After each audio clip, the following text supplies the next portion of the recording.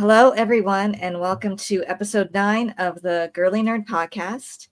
On today's episode, I am joined again by my friend Sarah, and we are going to be talking about our favorite Downton Abbey characters. Now, for both of us, this is a much beloved show, like all-time favorite. Yes. Both of us have been rewatching the series in anticipation of the grand finale movie.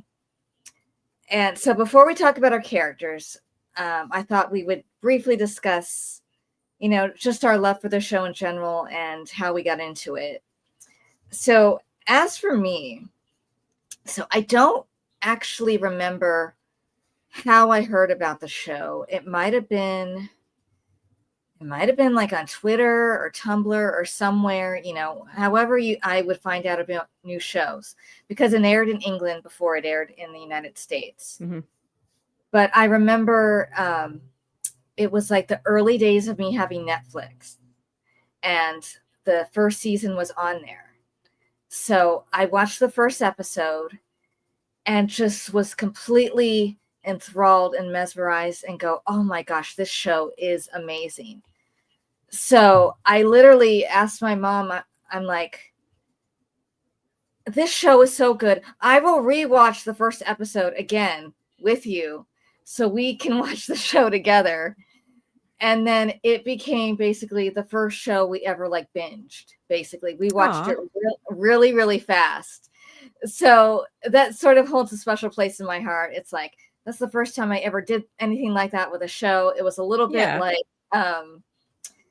if you've ever seen that skit from Portlandia where they stay up all night watching like Battlestar Galactica, it wasn't quite that bad, but it was a little bit after each episode you go, next one, sort of thing. Mm-hmm. And there's not very many episodes.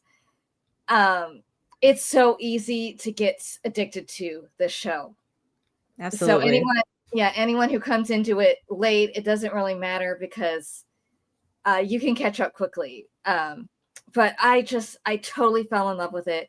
And it is still one of my absolute favorites. I mean, over time, it's like rewatching it recently all together. It's the first time I watched the whole show all together. And it just made me love it even more. And it was easy to pick favorite characters, honestly, because it's a great ensemble show. And I love so many of the characters. And even though some characters I love, didn't always stay on the show, and that made it difficult at times. But because it's a big ensemble and I love so many, I was able to continue and still love the show so much. And the movies were fantastic. And as I said before we started, I saw the grand finale in the theater and was sobbing at the end of it. I was so emotional watching it and was so happy with how they chose to end it. I mean, I think that's it. They called it the grand finale. I don't think there's going to be any more. Right. So if that's the case, I'm very, very happy, and we'll rewatch this show many times and all the movies many times in the future. So what was your relationship with the show? Like, when did you first see it? Did you fall in love with it? I had heard about it through Tumblr initially. I just remember seeing Tumblr was obsessed with Matthew and Mary. Just absolutely. I don't know if it was just all my mutuals were obsessed, but I couldn't go through a scroll on Tumblr without seeing Matthew and Mary gifs everywhere. Yeah. And I was thinking to myself, I'm like, what is this? So I looked it up and read the synopsis, and I thought, I don't know if this is something it sounds boring to me, honestly. So I avoided it for like the first 2 seasons, but then the Christmas proposal gifts started flooding my Tumblr. And I thought, okay, all right, I want to know more about these two. So that was when I caught up with seasons 1 and 2, and then was able to start watching season 3 right away when it was airing on PBS for the first time. Right. So, and then, what happens in season 3? I actually stopped at the end of 3. I get it. I said I'm not doing this again, because I had gone through that so many times with other shows of having to, lose a character that I loved. And I just said, nope, I'm done. And so I actually took a break for a couple years. And then finally, when I kind of made peace with it, and I thought, no, I really want to catch up with some of the other characters that I Sure. loved.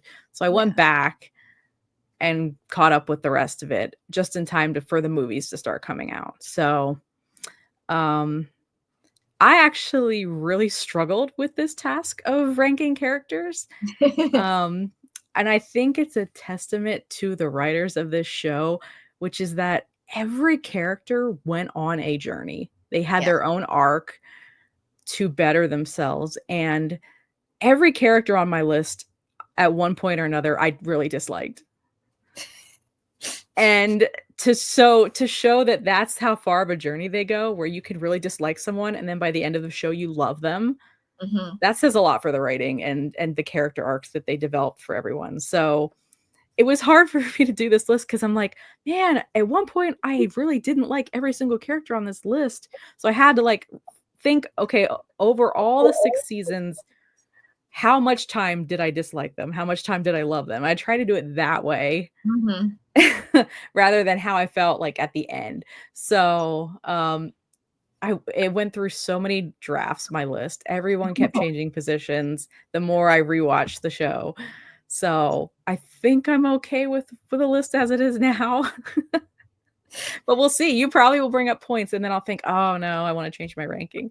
Yeah. Well, it was a little difficult to order them. It wasn't too difficult to pick who I wanted on the list. I mean, it's like I love them, but at some point I was always like angry at all of them. Maybe not every single character, but a lot of them. You know, there's moments where you're like, oh, God, what are you doing? And you get annoyed. But I think it's a testament to that even when they're doing something that you don't like, they're still like such a fascinating character that it's like they're a good character, even if you can't always get on board with all their behavior, that they're a great character in that regard, that you're like, they're captivating, you know, sort of thing. So now we had a few honorable mentions that were the same, and then a couple different ones. So why don't you start with the ones I think that were different? So I want to give a shout out to Lavinia Swire because look, this character was in the worst position possible. You're trying to come in between Matthew and Mary, like, and you knew it wasn't going to work out for her. I felt for her. And like the moment I met her, I thought, oh, this poor sweet girl, she doesn't stand a chance. And then they kill her. And it's like, oh my gosh. It's so sad. And she was the sweetest. I mean, they could have easily made, you know, the character to come between them really nasty. Yeah. But no, they went and made her so sweet. You could totally see why Matthew fell in love with her. I mean, well, I guess some people could debate whether or not he was actually in love with her, but I believe there was love there. Sure. And she definitely loved him. I mean, she was willing to sacrifice having a family and, you know, a quote unquote normal life, to take care of him. So, I was sad to see her go. I know she had to go, but she was a great character for the brief time that we spent with her. Yeah, she was so sweet and so generous at the end with them, and so understanding. Like, she's lying there, poor thing, dying, and then she's like, I just want you to be happy. That's all I care about. And then I love that moment where I think it's Anna, and I don't remember who the other character is, where they're doing like the Ouija board, and it's like implying that it's like her spirit wanting them to be happy. Yeah, I think it was Daisy. Daisy, okay.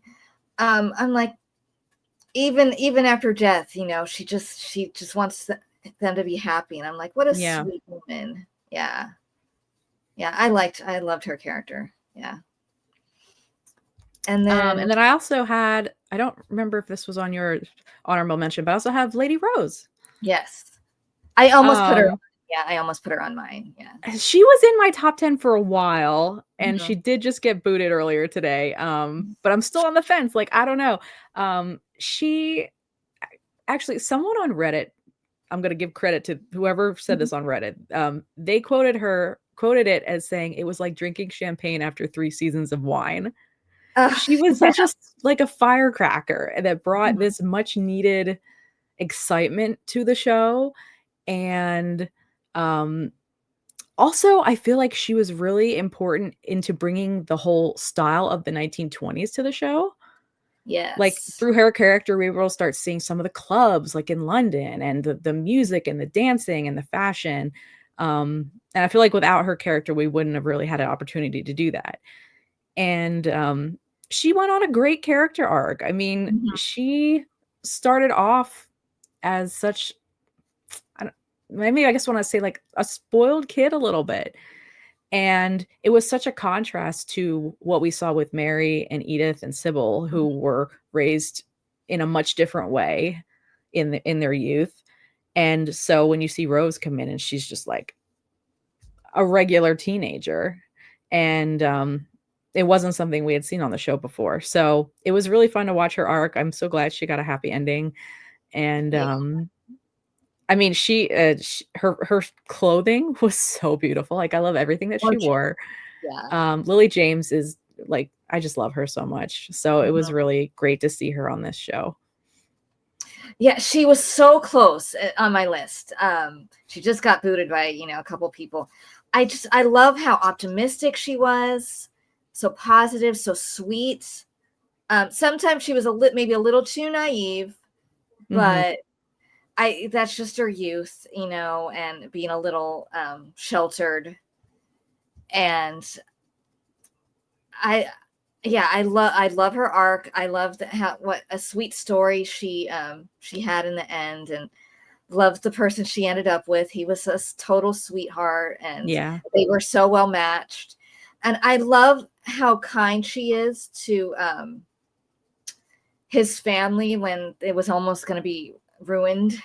Right. She like basically saved the day, but it's like that's just her good and giving heart. And and I loved everything they put her in, all the clothes. Yes. I mean, like her wedding dress, yes, was just gorgeous. I mean, and I love the 1920s style. I think it's so different. I mean, you don't see anything like that at all anymore, and it's so beautiful and ornate. And I loved all the scenes when they would be in London, and all the jazz music and stuff that made it brought different life to the show, a little less stuffy and stuff. So I loved her character. And I just adore Lily James and everything I've seen her in. The period films really suit her really well. Oh, 100%. Yeah. If you haven't seen, I love that movie. It was on Netflix. It has a weird title, but it's the sweetest, most beautiful movie. It's called the Guernsey Literary Peel Pie Society. Yeah. I love the movie. And that's like a Downton Abbey like reunion. Like there's four Downton Abbey actors in that movie, and that's pretty cool. Yeah. It has her and Jessica Brown Finley, who was Lady Sybil, Penelope Wilton, who was Lady Isabel, and then Matthew Good, who was Henry Talbridge. Is that his last name? Talbridge? Talbot. Yeah. So that's like a little mini Downton Abbey sort of movie. But I think our other honorable mentions, I have one that wasn't on yours, but the other one we both had was Mr. Mosley. Yes. Yeah. I love Mr. Mosley. I really loved him in the final movie as well. Yes. As a screenwriter. And it's like, it was almost like he was given a second chance at life to really live out this dream of something that he's really good at. And you could tell he just loved every second of it. Anytime something good would happen to Mosley, it would just make me smile. Because he's just such a down-to-earth, wonderful guy who just really cares. And he was so beaten down so many times and so dejected, and you just felt so much for him. Yeah. And sometimes it was funny, the moments where he would be a little bit too big for his britches. Just a little bit. But you just couldn't help but still love him anyway, because it's like he was just so lovable. And I loved when he became like a teacher, and it's like, and how sweet and kind he was and encouraging to Daisy, and like just such a good man. And I just loved how much his character evolved, and then he found love, and and got married with Baxter. I'm like, this is just a sweet journey for his character. And he's not like Matthew or Tom or these people. He's not like the strapping gentleman, but he's a good man, and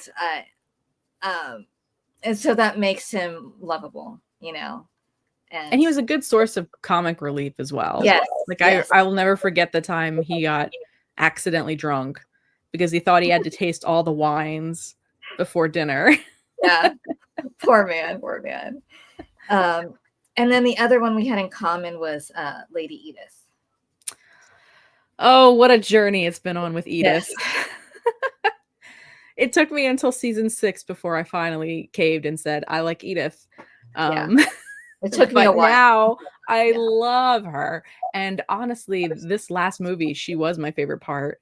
And she just, her strength now is so out there for everyone to see. And that scene where she goes up to, what was his name?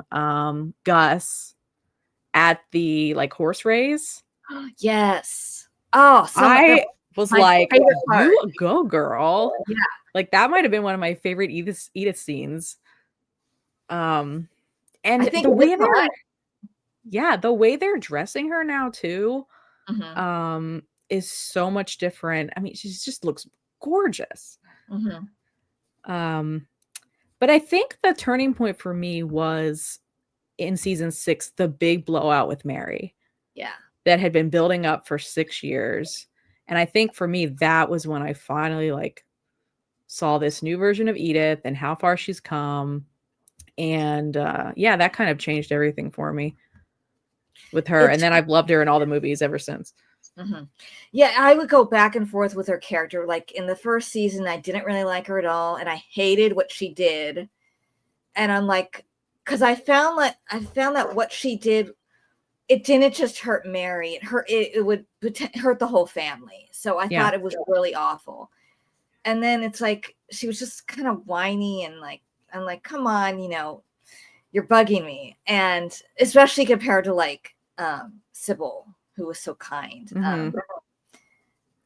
But I love the journey she went on and becoming stronger, and I would definitely her character would bother me, but I would feel so much for her, got left at the altar. I'm like, oh, the poor thing. And at the end of the day, she just wanted to fall in love. Yeah. And just kept getting burned and burned. He found someone, and then he died. And then I really love that she found someone so great. And Birdie was, I should have put him on as an honorable mention, honestly, because he's such a great character. He's great. But I love her the most in these movies, especially this last one. I think that scene, besides the last part of the film, I think that might be my favorite scene in the movie, because it's I love how they're not bickering anymore. They're really bonded as sisters, and how strong and how much she stood up for her. Yeah. And just showcased how strong she is. Yeah, I loved that moment for sure. So I think, is that all of your honorable mentions? Yes. Okay. Yep. So the one other one I had is similar. It's Thomas Barrow, and he's someone that for so long I hated him, but you're supposed to. Yeah. He was not a good person, and really smug and always scheming, but there would be glimmers of his humanity in there, and you would go, come on, Thomas, just make an effort, be a good person. You can do it. You're in there. And you can understand why he would have such a chip on his shoulder because of his lot in life, as a gay man. He couldn't be who he really wanted to be in public. And you can understand why he was bitter. But at the same time, I'm like, come on, just be nice. And it took me until like the last season to like fully like his character, because it took him so long to fully turn around. And it was only like the last few episodes, honestly, that I think he made the complete turn. That's why he didn't make my top 10. But that moment where he almost took his own life, I'm just like, oh no, don't do that. And I'm so glad that that was like the big turn for him, and he was no longer scheming and being kind. And I love how forgiving everyone is of him, especially like Anna was always very, very kind when she didn't have to be toward him. And yeah, I loved his journeys in the movies, to find some sort of happiness and stuff. And so that's why he didn't make my top 10, because it took a long time for me to fully like him. Yeah. But I feel like he had the longest arc to get the yeah. redemption. But one thing I noticed during my rewatch in season 3 was that when he was going through the whole thing with Jimmy, Mm-hmm. the whole scandal there, and everyone in the house kept saying, like, they knew he was gay. They already knew. Yeah. And nobody judged him for it. And I love like that. They knew it, but just that is what it is, Mm-hmm. And I didn't realize that the first time around that I watched it. But I mean, I feel for him, because like, you're right, he never was able to live out in the open. He always had to be somebody else. Mm-hmm. And the struggle that came with that. And yes, he should have made a lot of different decisions, but Mm-hmm. at the end of the day, he grew and he learned, and I'm glad that he got his happiness. But unfortunately, I just disliked him for too long that he just couldn't make the list. I totally get it. Especially those early seasons, you're like, oh God, you're awful. And him and what was her name? O'Brien. O'Brien, I know. She was worse, though, I think. I liked, though, when then they started getting at each other, and that was a whole different dynamic. When that was fun to watch and juicy to watch. I did enjoy that. Yeah. So who's your number 10? Okay, my number 10 is Isabel Crawley. My favorite thing about her was that she was the one person who could spar with Violet. Just give it right back to her. I mean, the scenes with the two of them were just some of my favorites. Just watching them just throw one-liners back at each other. It was so fun. And you could tell that Isabel, she was probably one of the people on the show that cared the most just about making the world better. And I know, like, there were some frustrating moments, especially during the war, with all the bickering with Cora and all of that. But overall, like, she's a really down-to-earth good person who just wanted to make things better. And I just love how much she loved Matthew. I mean, I know that's, goes without saying for a mother with her son, but their relationship, the mother-son relationship there, was so beautiful. And watching her go through the grief of it was very hard. Almost if not just as hard as watching Mary go through it. Oh, for sure. So, but yeah, like I said, my favorite thing about Isabel is her scenes with Violet, and that's why she's on my list. I never really felt a lot of anger towards her. I felt like she was justified in everything that she did. She had good reasons for everything. Mm-hmm. So, yeah. She was really close to making my list. She just missed out. But I do love her. And sometimes I think in the season 2 with the war, her character was bothering me a little bit with how pushy and presumptuous she was being, because it's like, this isn't your house. This is Cora's in charge, but after that, I never really had any issues with her character. Yeah, I loved her scenes with Maggie-Smith. The two of them were so great. And it's like they would bicker, but there was such affection there. Mm-hmm. And when she's like taking care of Violet when she's really, really ill, like she never leaves her side. And I love that. And how kind she was to Ethel. Yeah, I was just gonna say she was very progressive for her someone of her age. Not judging her even when she became, like a prostitute. She was still trying to help her, and like she was just a good person. She was always well intentioned. Yeah. She had a very kind heart, very progressive, and just a good person, inspiring sort of woman, especially for the time period. So my number 10 is Robert, Lord Grantham. So what I like about his character is that he was always very resistant to progress and change. But at the same time, he grew to accept it, sometimes reluctantly, but he was always willing to listen, and grew so much and accepted things and grew to, love, I love how much he grew to love Tom, especially when he was so angry when him and Sybil eloped. He didn't want to even go to the wedding, but how much he grew to love him as like a son. And his moments where he would be vulnerable, like when he said that the baby that Cora lost was a boy, and he just broke down in tears, and how good he was to Bates, and so steadfast and devoted to him and understanding. And like you were talking about Thomas, like he knew about it when it was was it Alfred that called the police on him, and he's like, stopping that from happening. And he's like, let he who's without sin cast the first stone. I mean, he's just so non-judgmental, and he's like, I'm not without sin.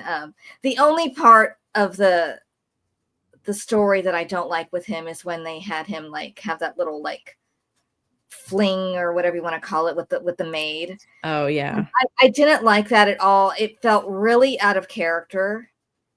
So it's all because it felt like not true to the character, almost like they couldn't figure out what to do with him. I almost like I don't count that, I feel like that's not the real him. I don't like that they painted Cora as a villain throughout that whole thing. He's not paying attention to him, Right. I didn't like that. But the rest of the series, I really like him. And even when he's getting mad and angry and like being resistant, but he always comes around. And I love how much he loved his dog, and I was so sad when the dog died, and how he just didn't want to. I know he didn't want. He's like, I don't want her to be alone. I'm like, oh, this is so sweet. And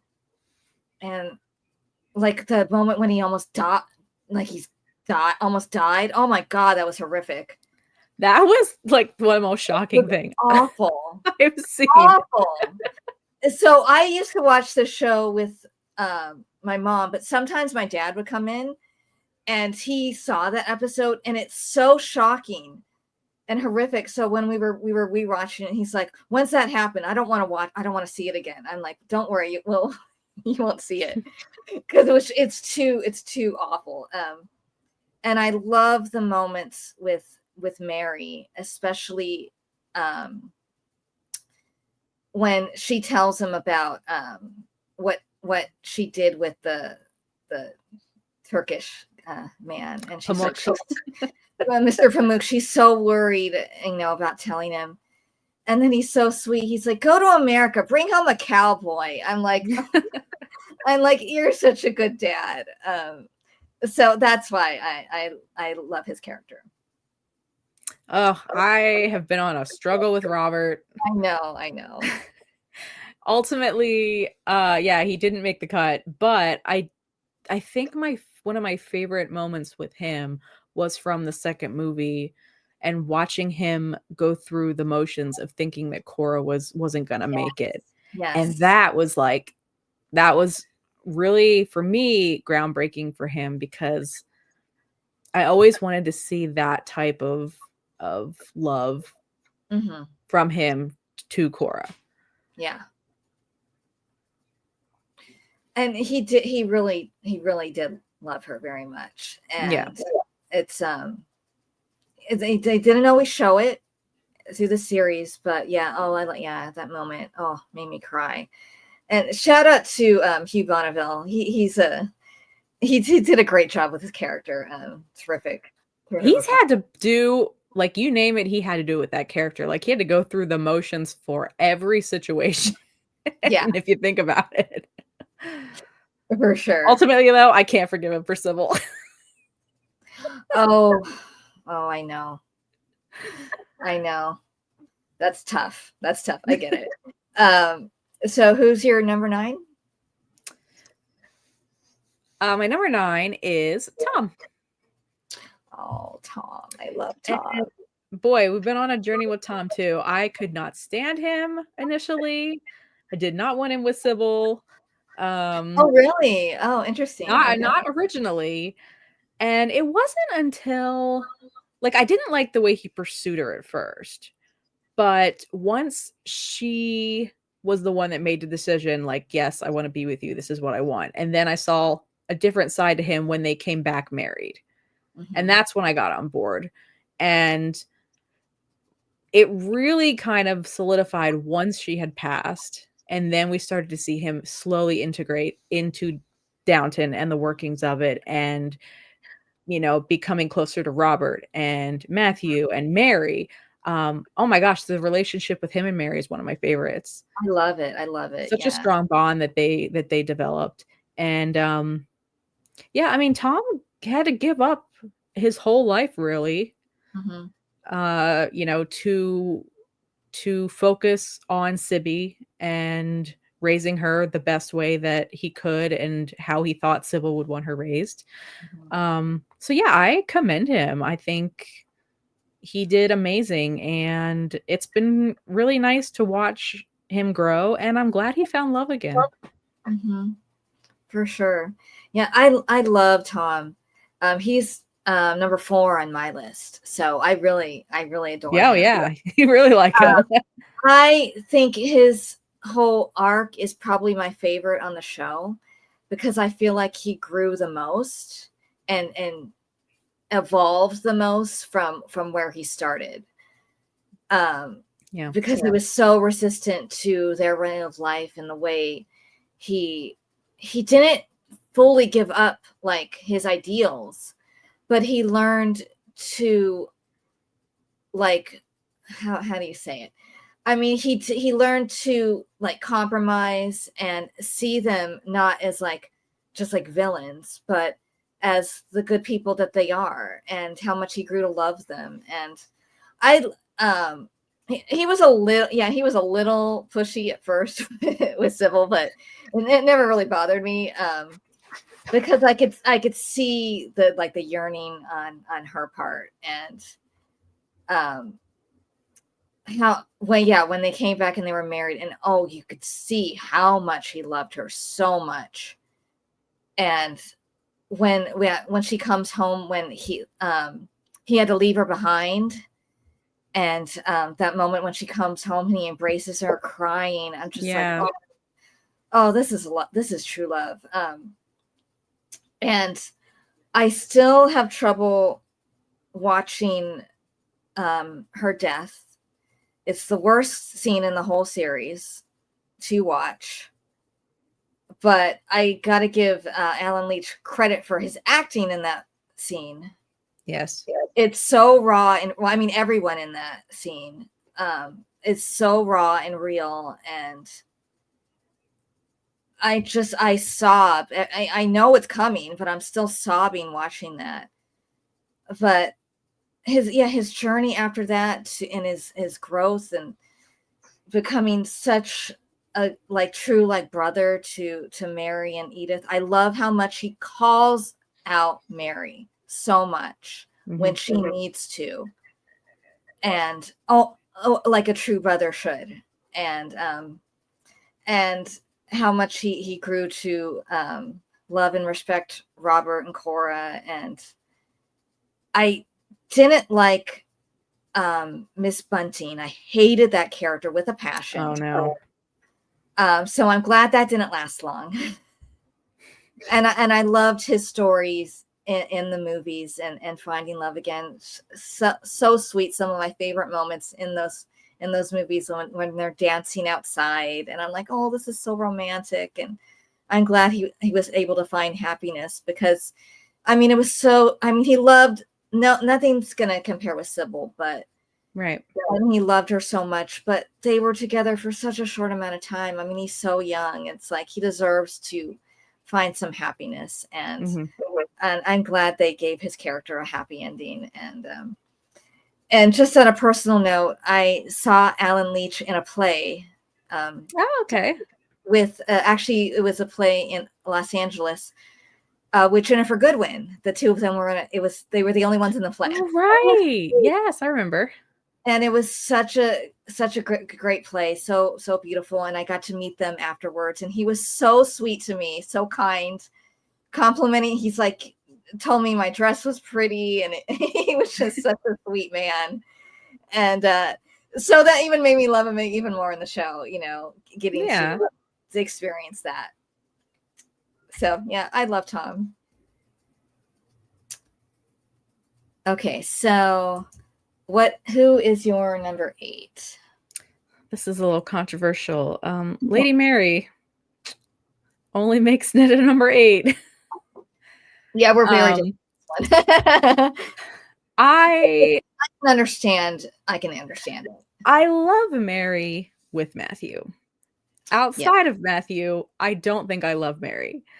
And I think a lot of it stems on the fact that I kept screaming in my head for her to be her authentic self. I felt like she was putting on an act a lot, being who she thought she had to be. And I just wanted her to be herself. And I felt like she could only do that when she was with Matthew. I hate Henry Talbot. Hate's a strong word, but I really did. I thought he was the wrong choice for her. I'm so glad they split up in the last movie. She deserves so much better.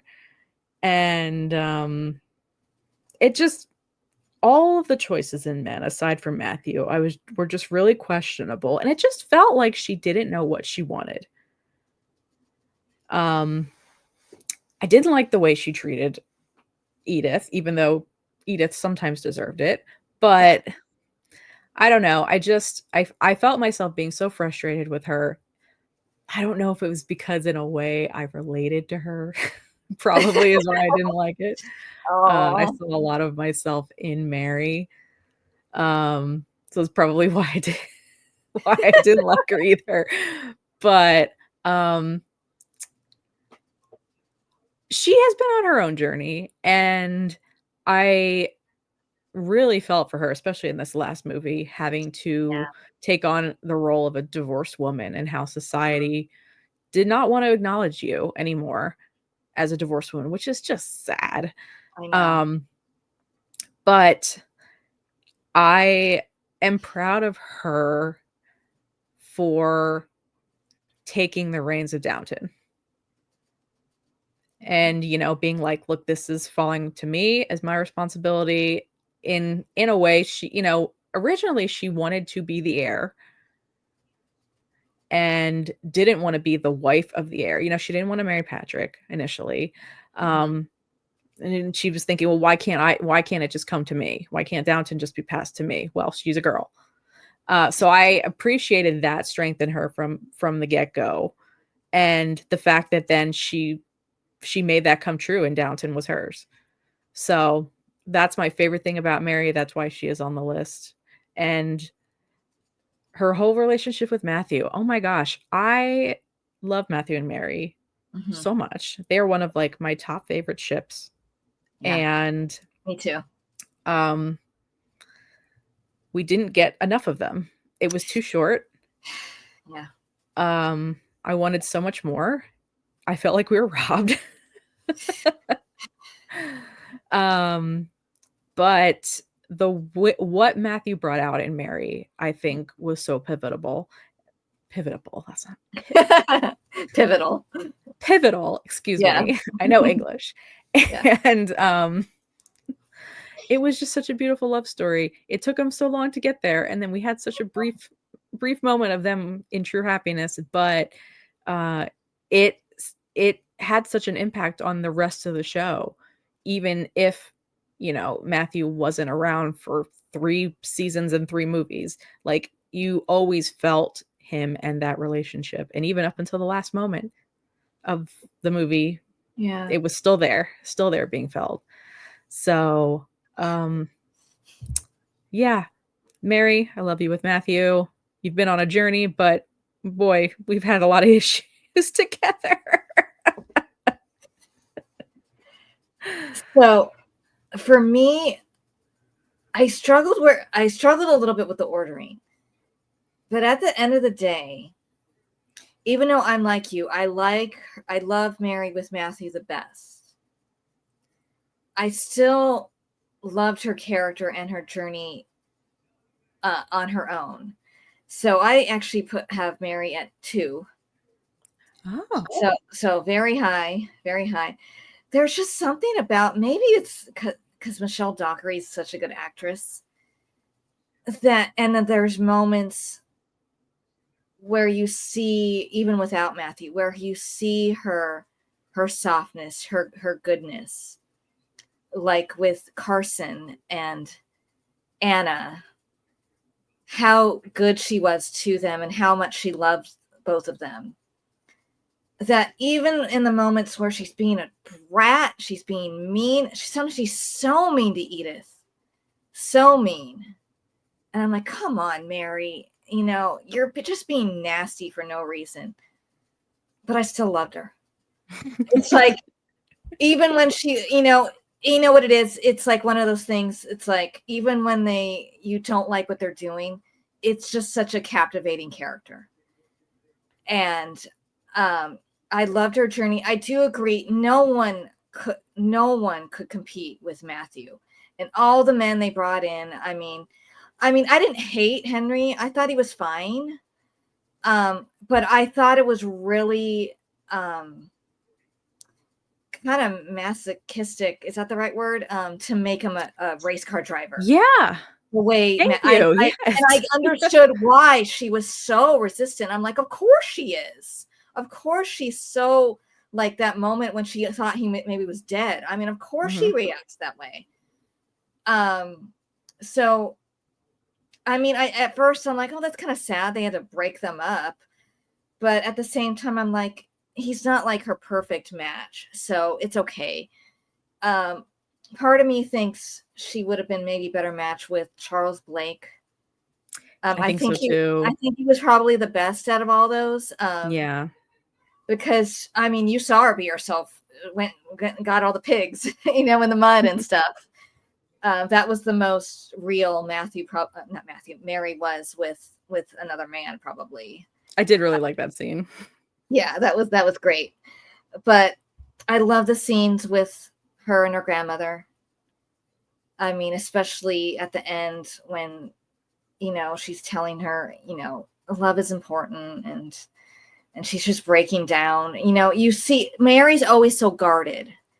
And she always puts up such a front. And so the moments when she lets that down, I love. Like when Carson is like I think he's having a heart attack or something. And she instantly is like going to his aid.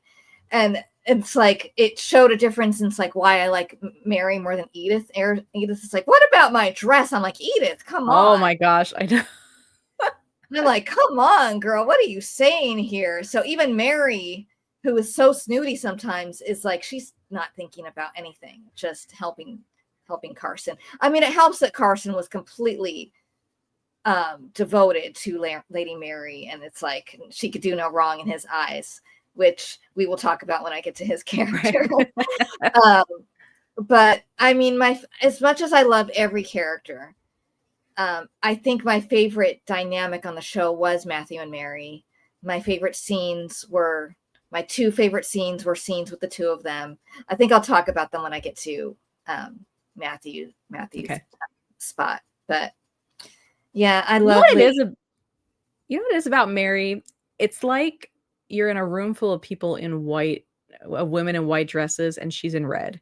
Like you're just drawn to her no matter what she's saying or doing. There's just something about her that you are just drawn to that character. It's such a striking presence in every scene that she's in, even if she's doing something that you just cannot stand. She's just that strong of a presence. And like, that's a lot of credit to Michelle. Yeah. Yeah, she's very charismatic and so good on screen. I mean, you can understand why she was like one of the, I mean, she's, would you call her like the lead character? I mean, almost. Yeah, I would say I would say maybe so. behind Hugh. Yeah. Yeah. For sure. Especially like the way the last movie ended. I mean, it's her journey. It's her story. Yeah. And I loved the scene in the last movie where she's picturing all the people that have come and gone, and I'm almost gonna cry seriously thinking about it.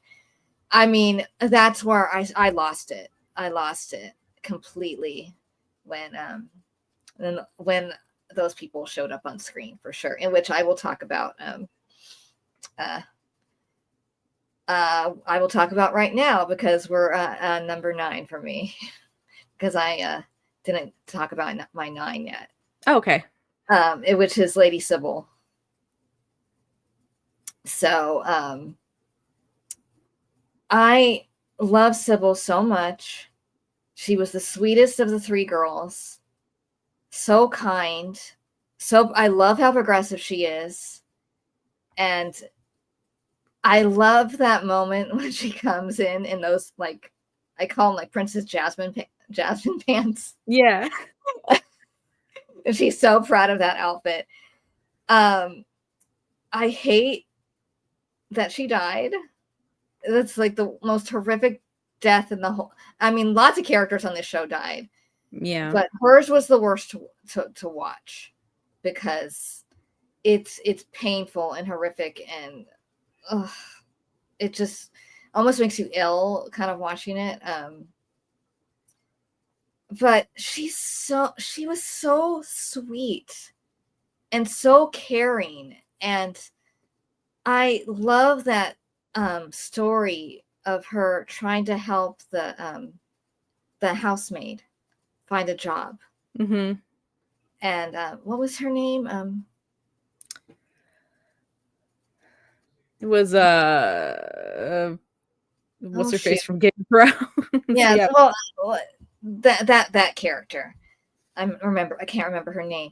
That moment in the very last episode of the first season, when her and Tom and the maid all jump up and hug.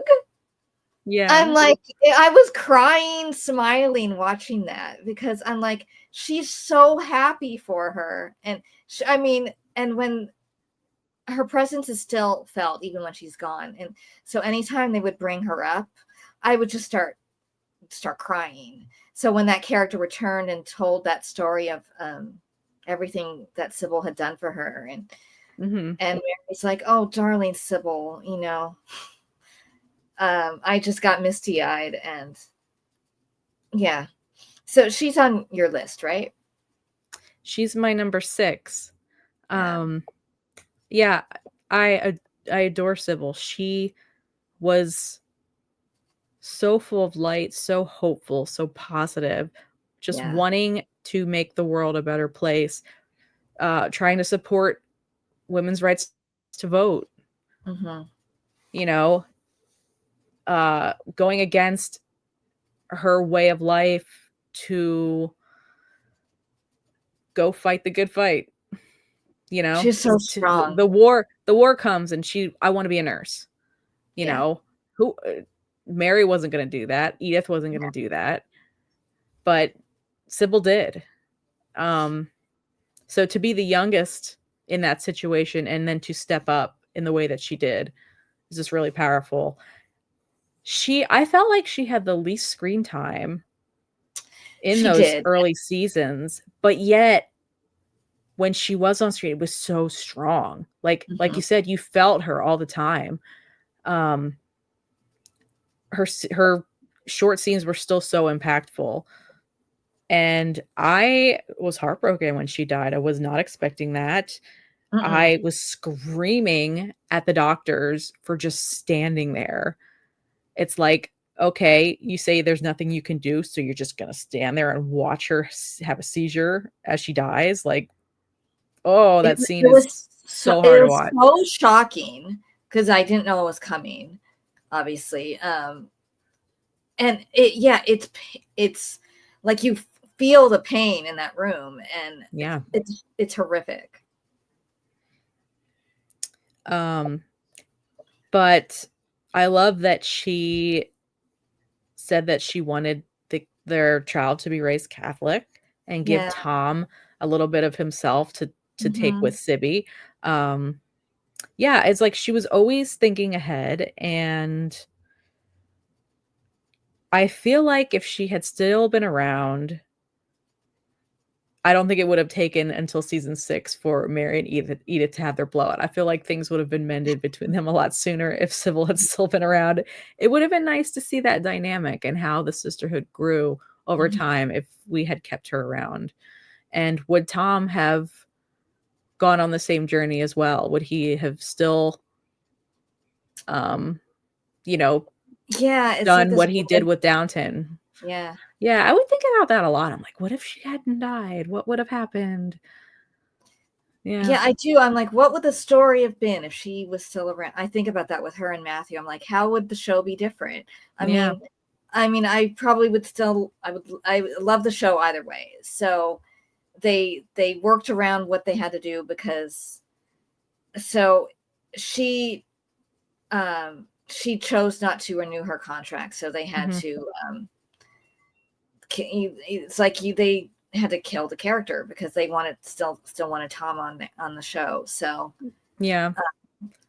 And I guess if you had to look at, okay, what were the other options? Okay, we get rid of Tom and Sybil, like they moved to Ireland and we just don't see them mhm. again. I think I prefer having Tom alone with and seeing his journey Yeah, than to have them both kind of disappear off screen and never see that would them have been a again. little unfair to that actor, I think. Yeah. I'm glad they didn't go that route, and it made for good television. I think Mhm. because keeping him around.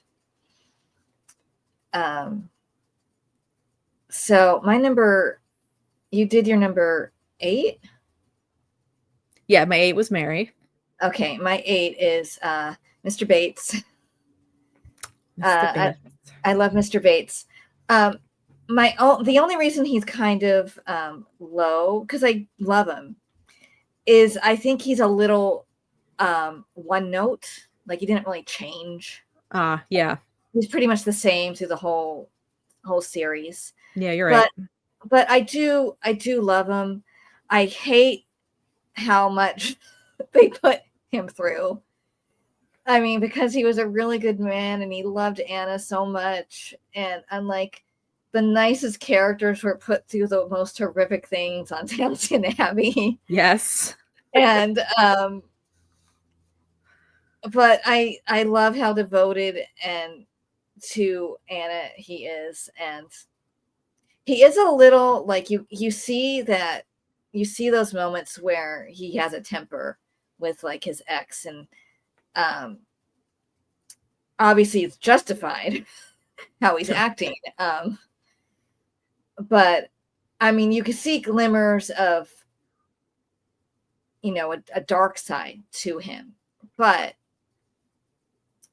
that's only when provoked, Mhm. when by the horrible people like Thomas or people who are just won't leave him alone. It's like just leave him be. And I mean, I think I've just honestly I fell in love with him in the first episode when was it O'Brien or Thomas kicked his cane? Was it Oh, O'Brien? yeah. And I'm like, oh my One of them. God, this poor man. What the hell are you, excuse my language, what are you doing to this poor man?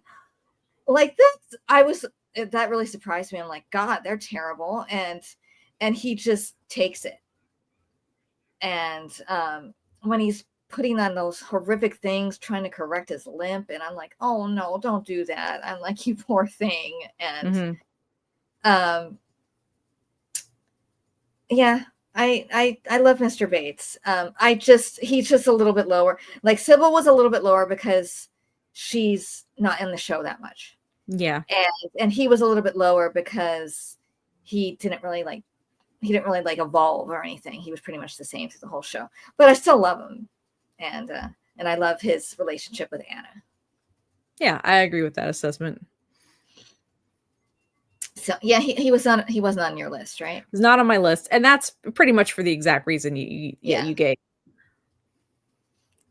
So we can move on to your number 7. So my 7 is Anna. The Anna and Bates storyline for me, it really got exhausting. It just felt like, when can we let them be happy? I mean, there's only so much trauma you can throw people before they just get exhausted with it. And they're just like, I don't want to go through any more of this. Like, no. So I had tapped out, especially during like the murder trial and everything. I'm just like, no, I'm tapped out. I don't care about these two anymore. I need to move on. This is just too depressing. But I did really like Anna throughout the entire show, because she was one of the most real people on that show, in that she was always trying to be fair to everyone, always giving everyone a chance, always how do I word this? Like, she was unselfish. She never judged anybody. Yeah. You know, she was always trying to be on your side, always trying to see all sides of the spectrum. And even with all the horrible things thrown at her, she still always tried to remain positive. Would always think, I know it'll work out. Bates and I'll be together. Yeah. You know? And then, like, her relationship with Mary, I love. Like, I wouldn't even say she was her mate. I would say that, like, they were friends. That was a true friendship, I feel like. And when we get to the incident of the rape, I just thought, I can't watch anything more bad happen to this woman. This is it. I think that took it too far. And I needed them to have a happy ending. Like, I just needed it. Yeah. Oh, go ahead. No. We're really close. Anna's number 6 for me, so we're really close on that one. Yeah, I love. She's so kind and unselfish, thinking of others. I mean, she was always so kind to Thomas, even when he certainly didn't deserve it, and especially since he would always try to goad her husband, you know. And I agree that I didn't have a problem with like the trials and stuff like that. I mean, it's awful, but it was like, oh, I'm like, well, this is good drama, I guess. But her being raped, I mean, this is too much. I hated that. I'm like, she's the sweetest character on the show, and I didn't like that. And the whole, you know, not wanting him to find out because she was afraid he would murder that person. It's like, oh, it was a lot. It was very heavy. That's why I'm glad that the movies are so light with their characters. Yes. It's like, no more. They've gone through the ringer. They're gonna have nothing but their as Anna would say, their garden is rosy now. No more thorns, only a rosy, beautiful, happy garden. And I thought it was really sweet. So what is the actress's name? Joanne Frogert. I'm not pronouncing her name right. She was pregnant in real life, so she requested to have her character be pregnant. Oh, okay. So they let her like basically kind of write her own story for the Yeah. final movie, and I thought that was really really sweet. And I'm glad the characters had another child, Yeah. and I watched a lot of press for the final movie, and she said she goes, it was so emotional. The final scene I ever shot for Downton Abbey, I was still pregnant, holding a baby because my character just gave birth, and I'm like, she goes, it was so beautiful and emotional, and I'm like, that was just such a lovely end for their characters, and Hmm. I was happy with that. So my number 7 is Mrs. Hughes, and I I love, a lot like Anna.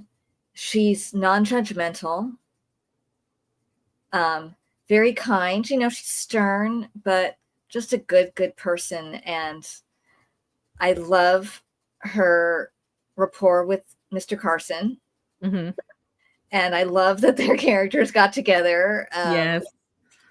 One of the sweetest things in the show, and um, she went through a lot in the series. At the one point she was fearing she had breast cancer, um, and then she was it's like her and Mrs. Patmore had this really sweet dynamic, Hmm. and support of one another, and they could confide in one another, and I loved that. And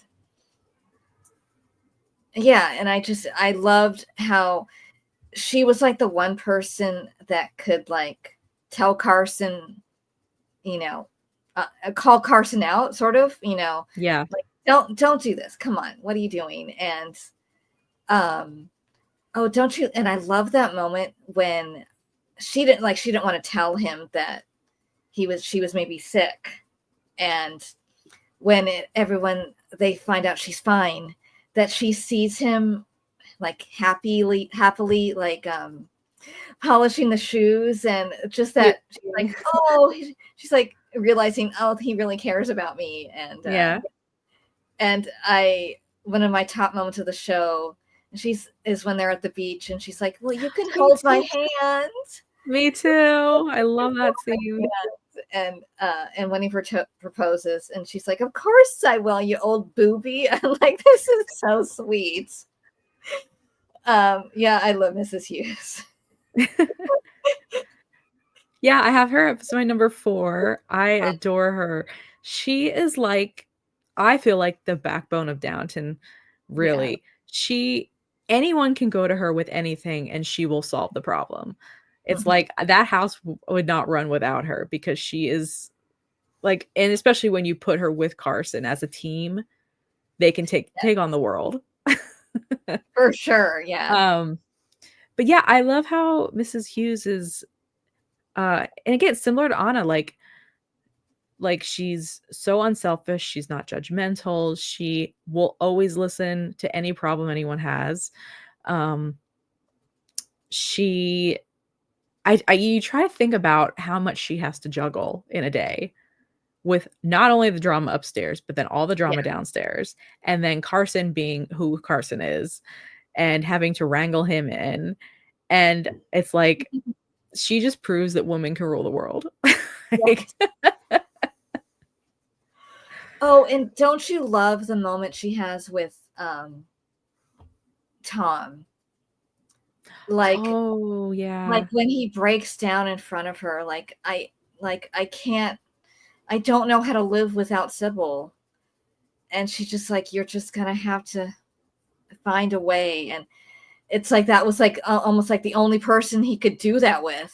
Yeah. That the only person he could break down with, and because it's like she was like a bridge for him between the two worlds, and so sweet. And yeah. That's a good way of saying it. Like she is that person that you Mhm. need in a sticky, like in a rough spot. She's the person that you need to help bring you out of it.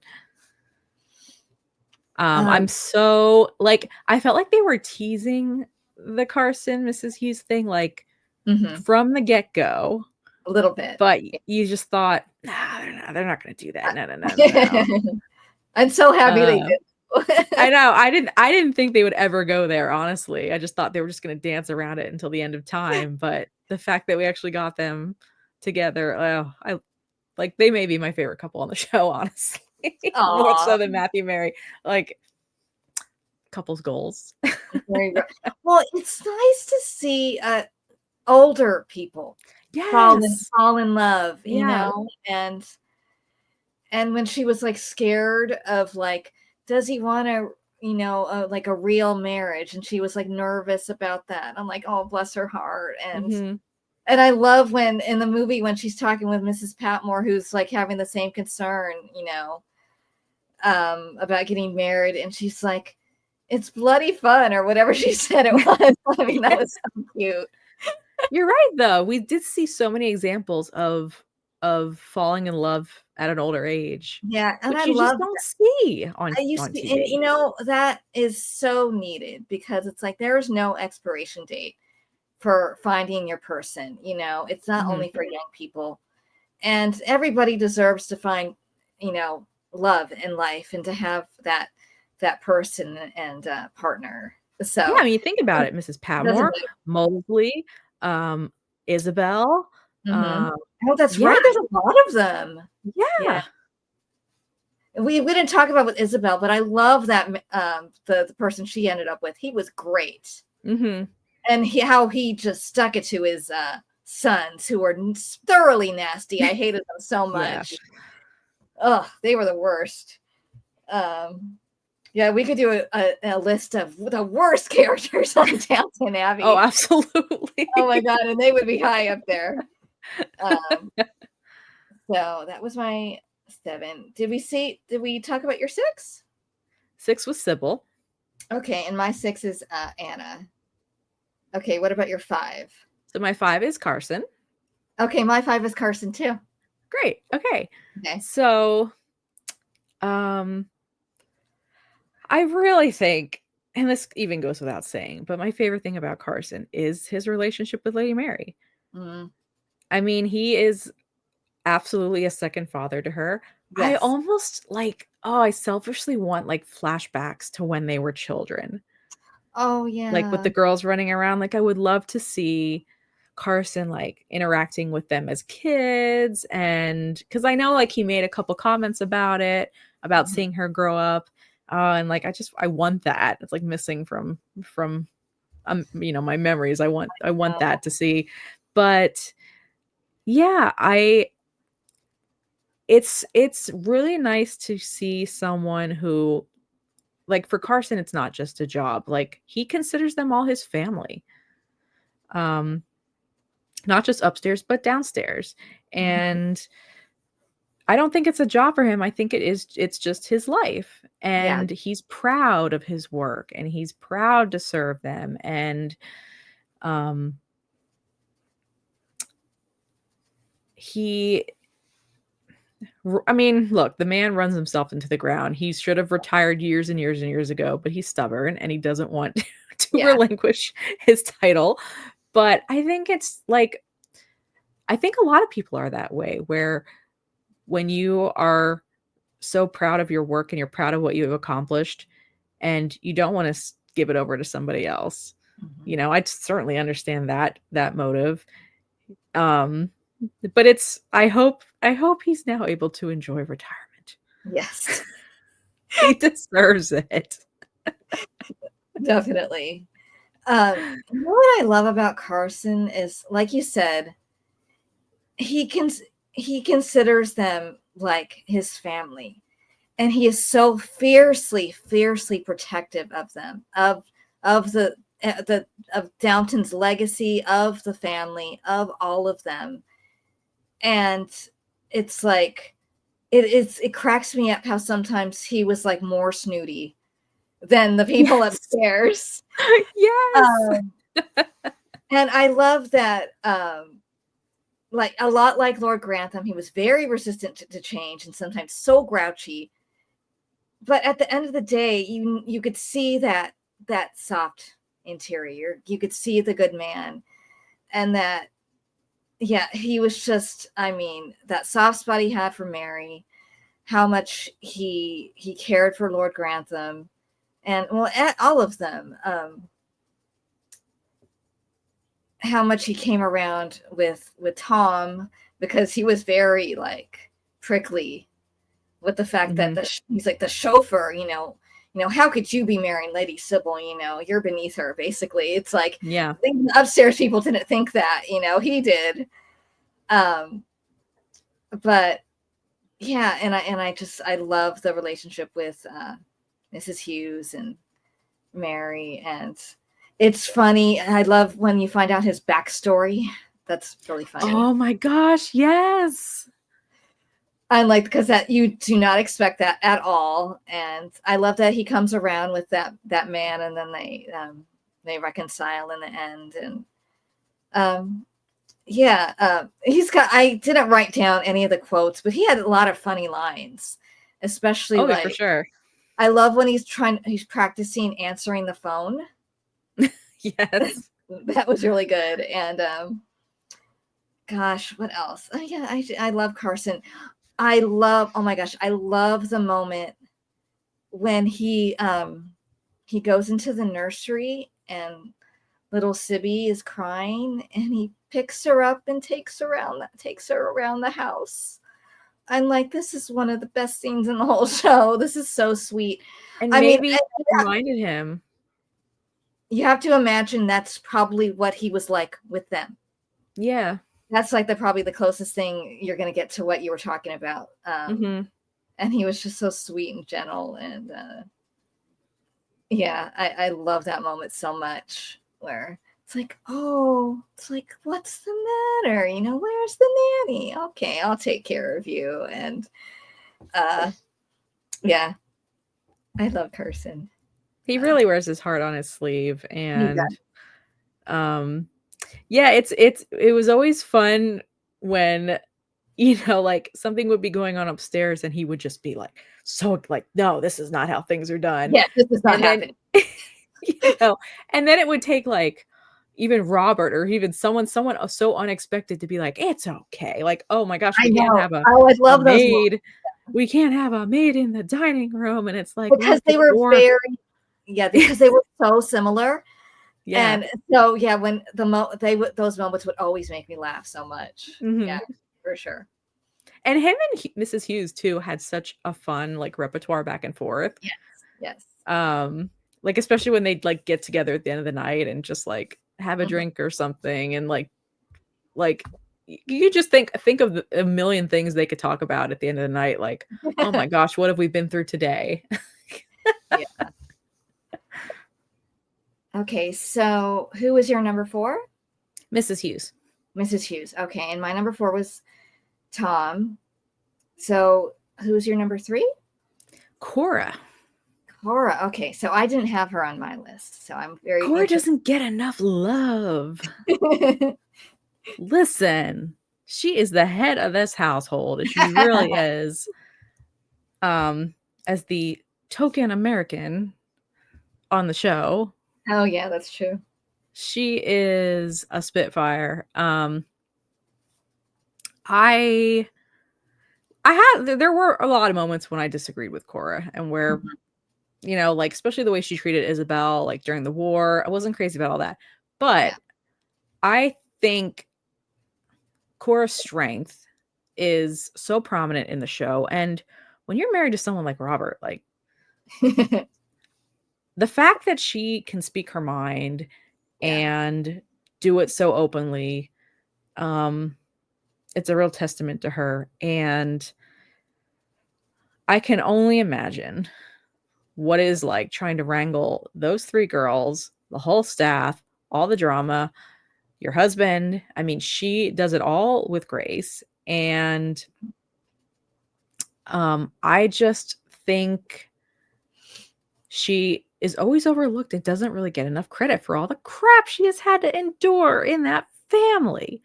Then you got, Robert losing all the money, all of her money. And it's like, now they're going to lose Downton. I mean, and she just always was like, we'll get through it. It'll be fine. We'll get through. Like,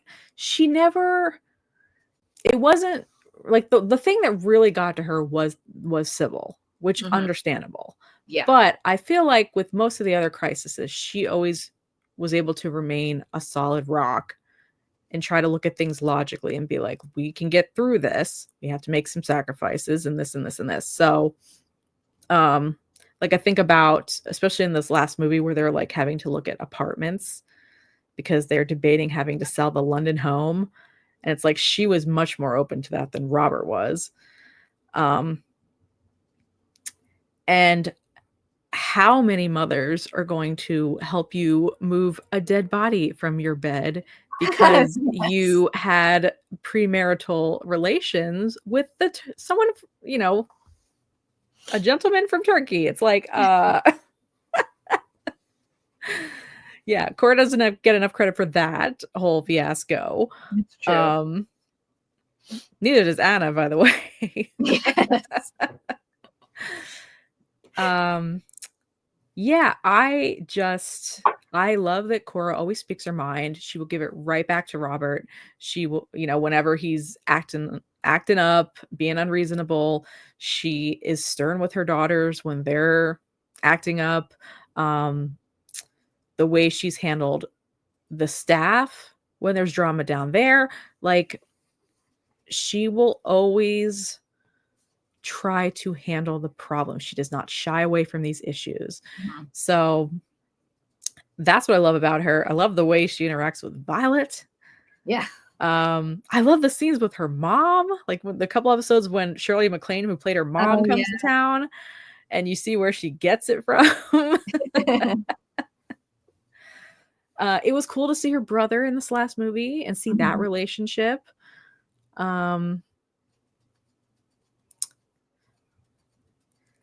And I think for me, it was the Sybil's death and seeing her try to come to terms with that and originally blaming Robert for it and then having to realize, look, we can't, these things happen.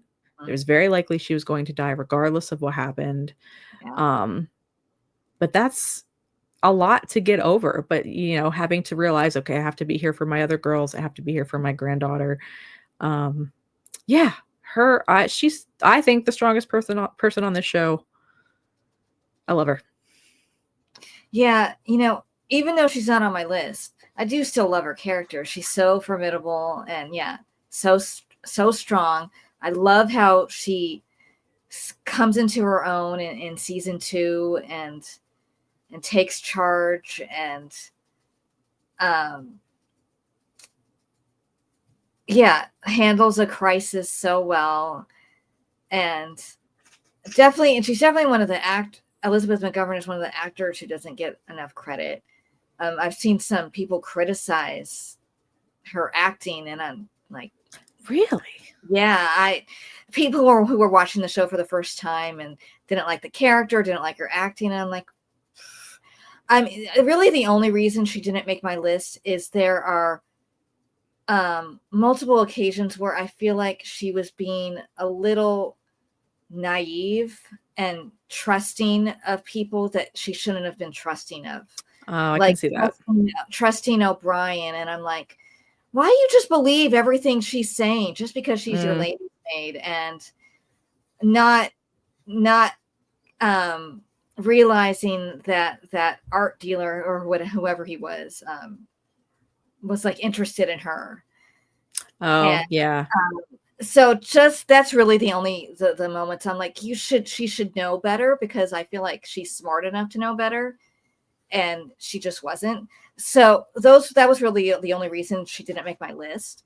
But I still love her character, and I love the moments where she surprises you, like when Mrs. Hughes and Mrs. Patmore had like the kind of like soup kitchen thing. Yeah. And she comes in and you think for a second she's going to be upset, and no, she does the exact opposite and helps out. And I'm like, yes, this is why I love you. You're showing exactly why you're a good character. And yeah, that's one of my favorite moments for her. And I also love that moment. Is it in the last season? where she takes over Violet's job, and Robert is watching her, and he sees her in a new light, and what a good job she's doing, and it's like he's like how proud he is of her. Mm-hmm. And it's like, well, yeah, pay attention, look at her. Look, she's fantastic. Yeah, you're right, she doesn't get enough credit and love, and she deserves it. And besides Tom, the other person in that scene, Mary and Cora, when Sybil is dying, it's God. I mean, well, of course, and it's like that's her baby. mm-hmm. It doesn't matter how old someone is, that's still her, that's her youngest, so that's her baby. And she calls her that. Yep. I have to say goodbye to my baby now, and I want to cry just thinking about it. So yeah, so we're on to my number 3 is your number 2, I believe. Yeah. Okay. It's Matthew. Yep. Yeah. Oh, Matthew. Oh, dear Matthew. I love him so much. It's almost difficult to put into words how much I love his character, because you love him instantly. And you're right, he was not on the show long enough. I love you, Dan Stevens, but part of me will never forgive you for wanting to leave. I know. And breaking up such a beautiful couple. And if the behind the scenes issue is that he told Julian Fellows kind of late in the game that he wanted to leave, so he had to scramble at the end to write this death scene. He goes, had I known sooner, he maybe would have killed. He goes, well, I don't know if that was a joke or not. He goes, maybe I would have killed Sybil and Matthew together, or something like that. So like in a car accident. If he would have known sooner. So no, he just killed Matthew. It's like I saw this interview where he was on the Graham Norton show, where Graham Norton is bringing up all these tweets about that episode, where people are just dying, depressed. They're like, I am so done with this show. I will never forgive Downton. Yeah. And it's like, Merry Christmas, because it aired on Christmas Day for people in England. Yeah. And I'm like, yeah, it's true. Oh my God, Merry Christmas. The last shot of this episode is him dead on the ground. Mm-hmm. I will. Part of me, I love you, Dan Stevens, but part of me will never forgive you for wanting to leave. I'll never move on from it. Never. I still love the show without him, but him and Mary were my favorite part. I love how he's such a good person. He literally brings out the best in Mary. And I mean, I love that she acknowledges that, after his death, she's like, all the softness that Matthew saw in me, she's like, does it exist without him? And a lot of times it didn't. No. But I think one of them, I mean, I loved him the first 2 seasons, and oh gosh, in that second season, he just is going through it. And I feel so deeply for him, and got those moments like when he all of a sudden stands up. Mm-hmm. And then when he's dancing with Mary, and it's just these moments they just make you feel so. It's like, God, I just love them so much, and I loved him so much.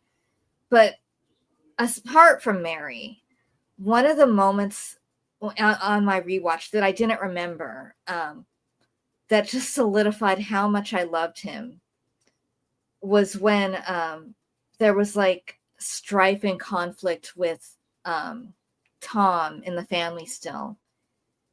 And Matthew just goes, I want you to be my best man. Yeah.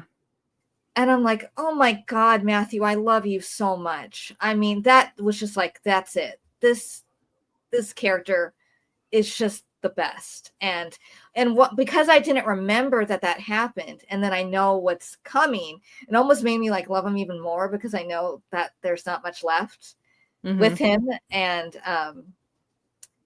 my two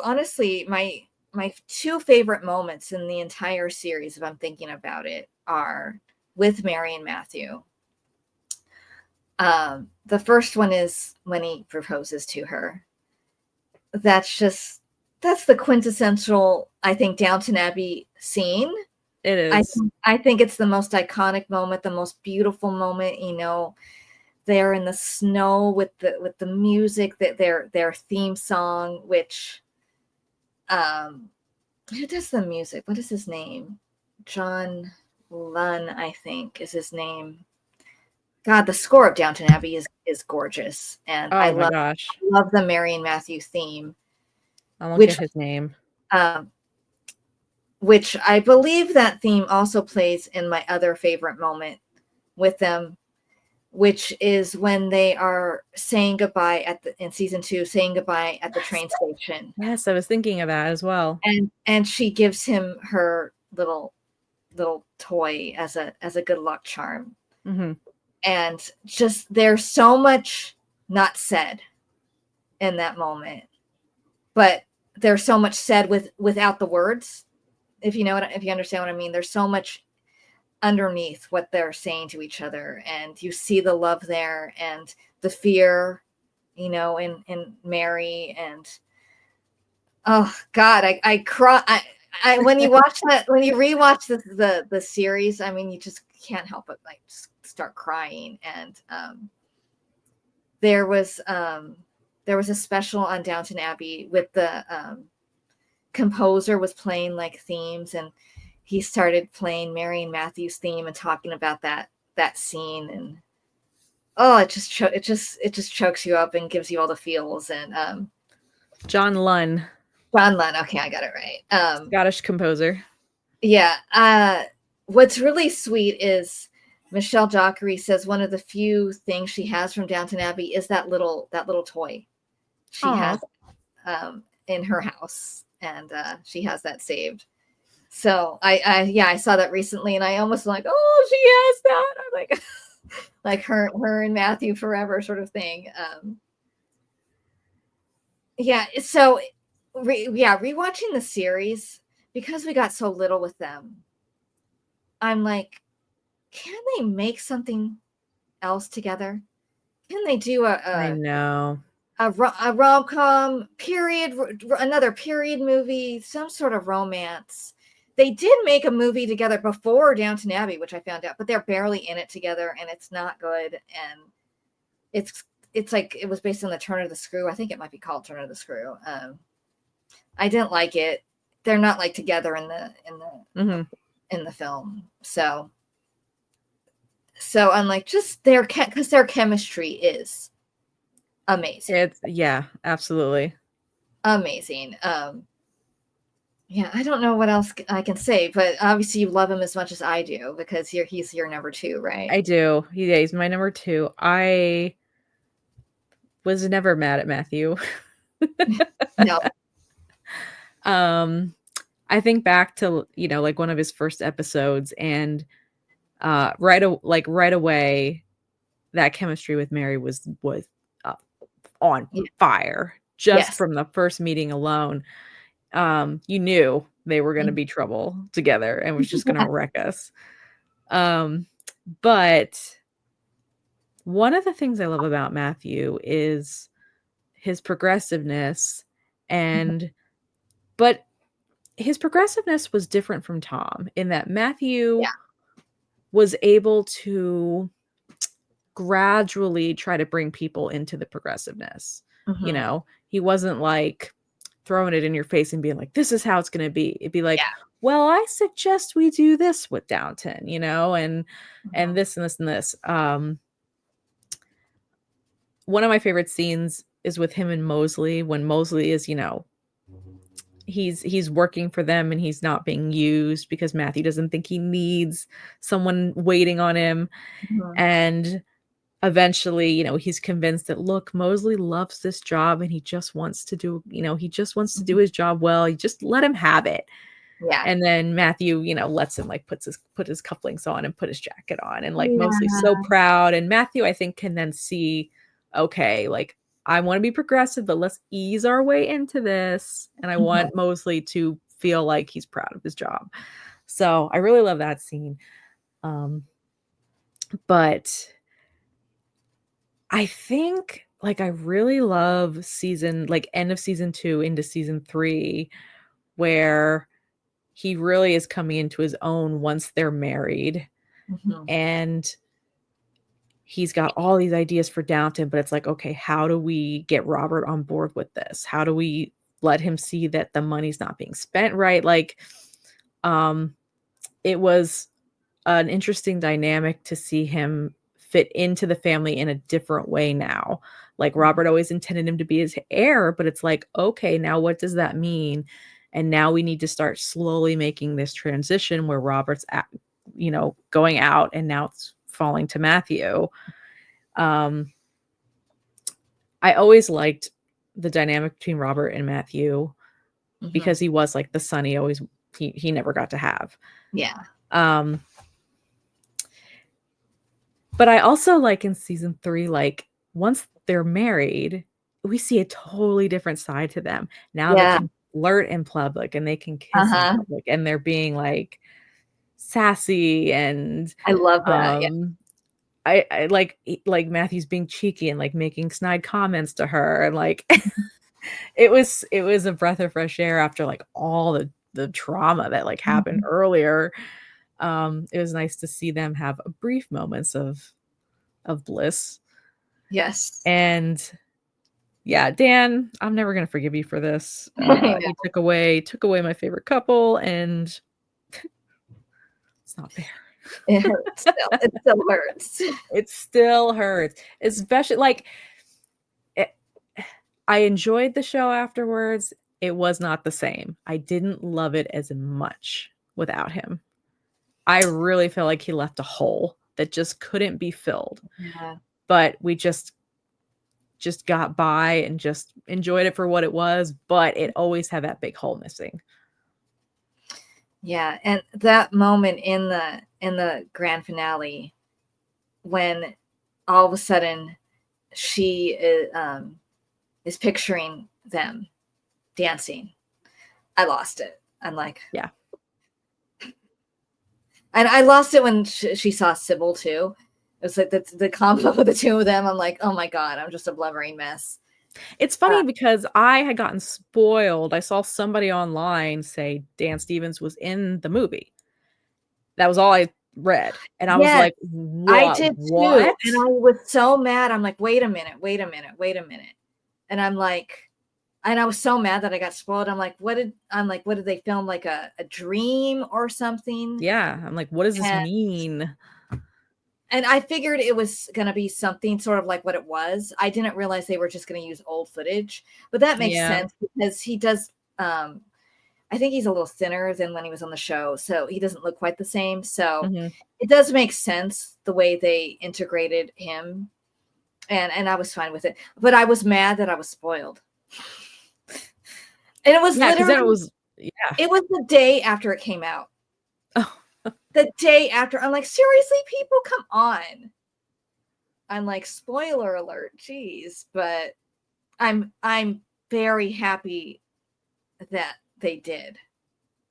I feel like it would have been wrong to leave, especially him and Sybil. I felt like it would have been wrong to not have like anything, since it was the last one, and because they were so important to. Now, I think I still love the show probably as much, even if they were probably my favorite part. It's just when it's an ensemble. I think if there wasn't so many characters, I probably would like it less. Yeah. After the fact, but I just like But he did leave a hole, though. Yeah, for sure.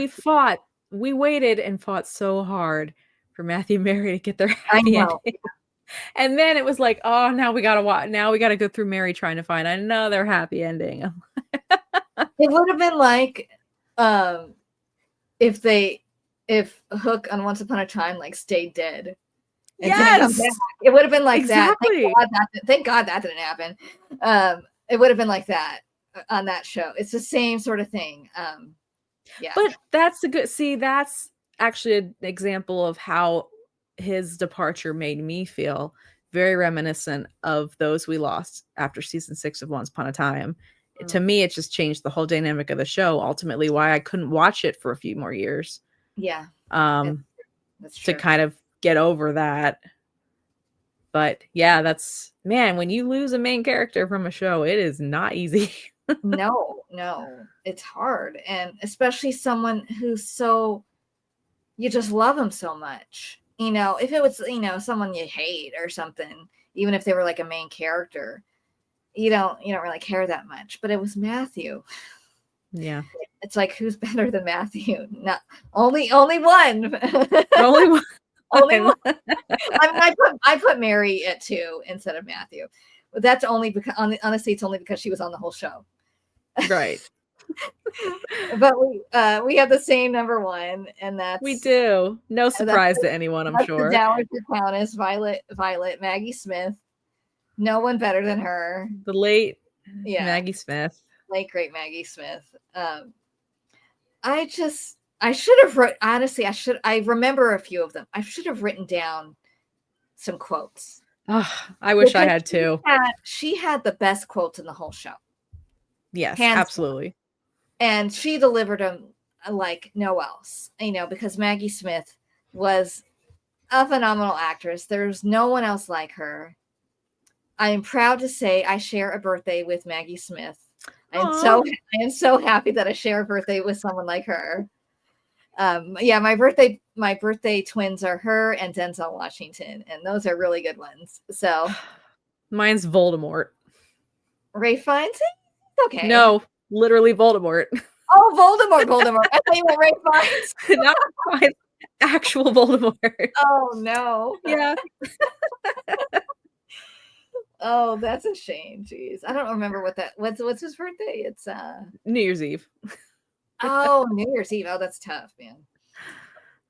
But yeah. Yeah, you have much better birthday twin.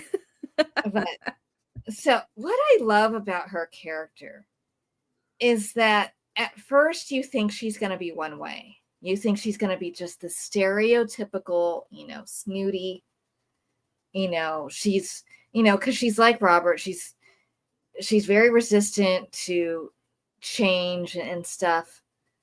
But right away you see that she's more progressive than you would think she would be. Mm-hmm. And so they're softer, she's, she's stern, but she's softer. You see it really, really fast. And, it's not always there, but it comes out a lot, I think. And she wants Mary to inherit, Yep. Which, I mean, is that in the first episode? I mean, I think it might be. It was very early on that we learned how progressive she was towards women's rights. And I'd love, how you slowly learn things about her past, how it was a little bit more, Oh yes. Spicy a little. I don't know if spicy is the right word, but you know what? I wasn't surprised by it. Yeah, because she is a spitfire. Mm-hmm. And I love her relationship with Isabel, love her relationship with Mary, how in the whole show and in the films, those moments with her just tug at my heart. Especially in the last season, even if we don't love Henry, everything she was saying to her was so great, about love and how you have to open yourself up. Mm-hmm. love is more important than anything. And it's almost like she's so great. I have less to say. um, Right. but I'll say the few quotes I remember from her when she's talking with Isabel, and she says, "Oh, you do hate to be wrong, don't you?" And she's like, "I wouldn't know. I'm not familiar with the sensation." And with Matthew in the chair, why is it every day, there's some fight with an American, or I'm not getting it exactly right. Her in like the chair, like the rolling desk chair Yes. that like leans back. She's like, what is this? And when she turns to Robert and she's like, "Oh my gosh, I'm sorry. I thought you were a waiter." And then when what's his name? The newspaper guy. He was a jerk. Gregson? No, not Edith. The one that was with Gonna Marry Mary. Oh, oh my gosh. Carlisle. Richard Carlisle. When he's saying goodbye and he's like, "I don't think we'll meet again." She's like, "Do you promise?" I'm like, "I love you so much." It's like, it was such a burn, basically. It's such a great burn. And but then those moments where her humanity comes up. And in this press for this last movie, I want to say at least 4 of the actors, when asked about like a moment in the show that stood out to them, it was the moment when after Sybil died and she's walking and she has to stop herself. I was thinking of that same moment. Yeah. Oh, oh God, it just chokes you up so much. Yeah, it's powerful. Just a powerful moment. So yeah, I know you love this character as much as I do. I know. It's like, what else? What more can you say? I mean, she was always. It's like I felt like we knew her, but yet she still was always surprising me with things coming out of her mouth. But no, I think my favorite thing about her is just how much she supported the girls. Yeah. In all their endeavors, like I just recently watched the episodes where she was supportive of Edith working for the newspaper. Mm-hmm. Like anytime, find something, Edith. Find something. You're intelligent. Use your brain. Yeah, she was just so supportive of the girls finding their own way, and not just being, someone who sits on a chair and waits for things to come to them. Like you go out and you make your life the way that you want it. And I mean, what more can you say for a character like that? Like Violet is the quintessential character that you cannot find fault. Mm-hmm. And I don't know if anyone could have played that better than Maggiesmith. Oh, and don't you love that moment in the first season when she lets the Mosley's father win the flower show? Yes. I love that. And he's like, "Thank you, my lady." And she's like, "What do you mean? You won fair and square, like that. It's moments like that where you're like, she is not what you expected her to be. And that was so refreshing. And kudos to Julian Fellows for the way he wrote her character. And to Maggie Smith. I believe she won multiple awards for playing this part. I think she won like a SAG award more than once. And for this, she should. And well deserved. And the Dowager, she's the most iconic character on the show, for sure. She favorite. Was greatly missed in the last movie. She was.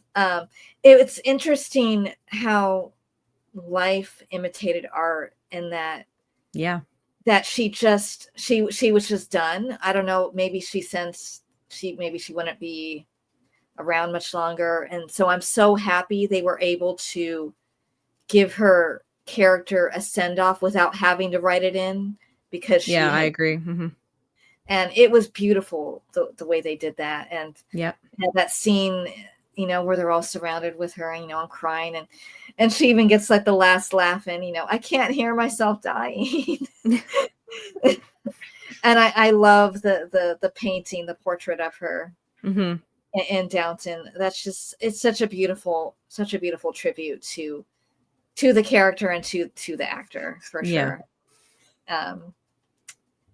But yeah, anyway, that is our favorite Downton Abbey characters. Because we don't have to recap them. Because we mentioned, I mean, there was very, very few we left off, honestly. Yeah, I think we hit like all the major, and even ones that we left off, like, I still like them, like, for the most part, like Mrs. Patmore. Yeah. Daisy. Daisy. I mean, Daisy I would be hot and cold with her character. Sometimes she would bug me, and sometimes I'm like, yes, but I did love her growth. But I love Miss Baxter, and, you know, and yeah, all the characters, all the Birdie, and the one Isabel married, and I forget his name. Shoot. Lord something. I apologize to the actor that I can't remember his name, but so yeah, that's gonna do it for this video. If you liked it, please give the video a thumbs up. Please subscribe to my channel. I am still trying to grow this podcast and this channel and get more viewership. If you are a big Downton Abbey fan, I hope you enjoyed going on this journey with us. We certainly did. This show is one of our favorites, and I enjoyed it so much. Thank you for coming on and being my guest again. You were the perfect person to talk Downton. Oh, thanks for having me. This was fun. Yeah. And I hope everyone has a beautiful, beautiful day. Take care. Bye.